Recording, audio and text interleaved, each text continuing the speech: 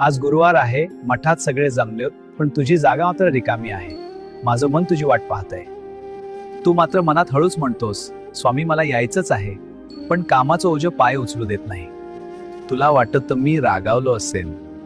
अरे वेड्या, तुझे कष्ट, तुझी धावपळ, तुझ्या कपाळावरचा घाम हीच तर माझी खरी पूजा आहे.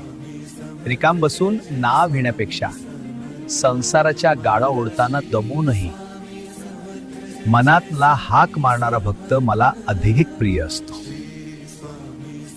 तू जिथे प्रामाणिकपणे घाम गाळतोयस तिथेच मी तुझ्या पाठीशी उभा आहे. मठात येशील तेव्हा भेट होईलच, पण आज तुझ्या कर्तव्यातच माझे दर्शन आहे. लक्षात ठेव, भक्ती म्हणजे वेळ मिळाल्यावर केलेली गोष्ट नाही, ती जबाबदारी निभावताना जपलेला विश्वास आहे.